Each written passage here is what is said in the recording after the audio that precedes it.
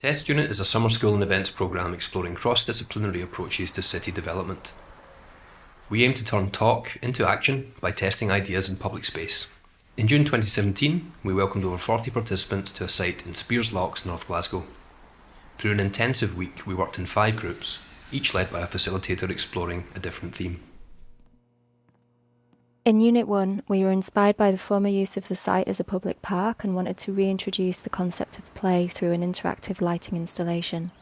We spent the first day or so getting to know and understand the site, testing different lighting effects in different locations and brainstorming ideas as a group. Using in-kind donations and materials we already had, the final installation animates the windows of the front facade of the building in response to the movement of passerbys. The piece is representative of the fact that Civic House is once again open for business with the City of Glasgow. After a series of very random and very beautiful and very interactive ideas, we decided to come back to a more simple form of doing things, and that was just using what we have, using the materials we have, using the lights we have, using just the existing resources, and maybe practicing a more sustainable approach. So we started off with a brief to create a place to stay in the city. In Scotland, it's quite a common and well-known typology within the kind of natural landscape.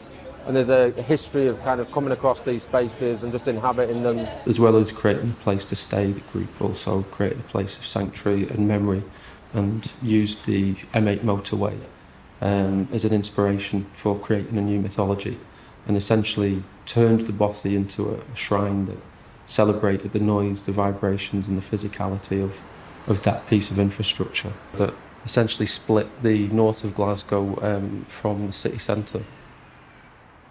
Frankly, if someone had asked me, looking at the structure, if looking back, like as a group, would you be able to develop this in this short frame of time and, be able to do it all, I would have been more skeptical.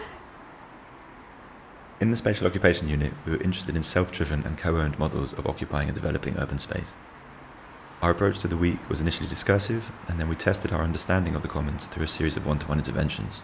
Our final outcome was a communal fire cooking kit called Common Block. Many of the local businesses can be linked through 4 strands: food, DIY, culture, and outdoor activities.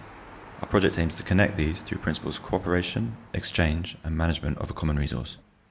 With our group before the making, it was almost going out in the field and seeing how a common can truly be local and bring a community together. We've just found it an increasingly useful framework to think about things because it gets over the binary of like this is either public or private, and also I think changes the power relation that you normally assume you had going into a project because it prioritises co-creation of things and it collapses at the point that any one person is more in control than anyone else.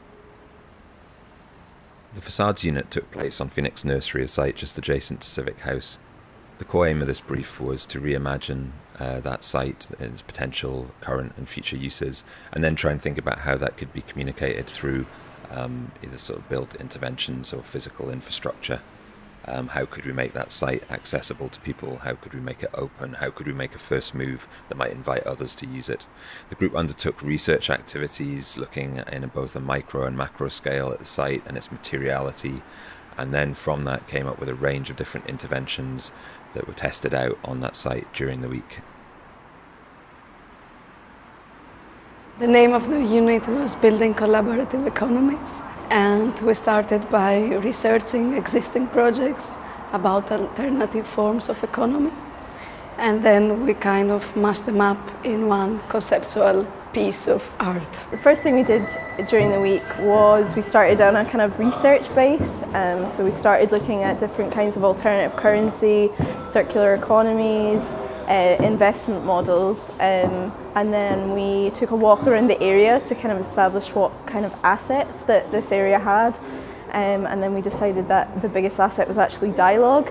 And from there we built a slightly ridiculous institution called the Institute for Spontaneous Generation, that encompasses a paper making factory, a news press, and the grub economy. So our motto was the currency is dialogue, and we wanted to shift the value of economy from profit to creating social bonds between people. So economic bonds are social bonds. That's the idea, and that's a very old idea, actually. Within architecture, there is, on a kind of manufacturing and material side, there is a culture of prototyping material and its kind of tolerance and its suitability, but there's not really a whole lot of prototyping of space or prototyping of experience. There's a lot of ideas and talking about how things can change, and it's rare that you actually get the chance to try things out. I think it's a great experience. I think it's really intense and it's not to be underestimated. What I enjoyed about our workshop specifically was that it was actually grounded in theory, and that's something which I felt in Malta most of architectural work lacks. It explores more than just people with an architectural heritage, and it's open to people from sociology, philosophy, geography, just very, very different backgrounds. The diversity of the group is what makes us make better choices and decisions, and that the outcomes that we make are stickier. It's only when you have an event like this you realise just how many different partners, local artists, local organisations, just local people are in this area who have a contribution to make and who have an idea that they want to take forward.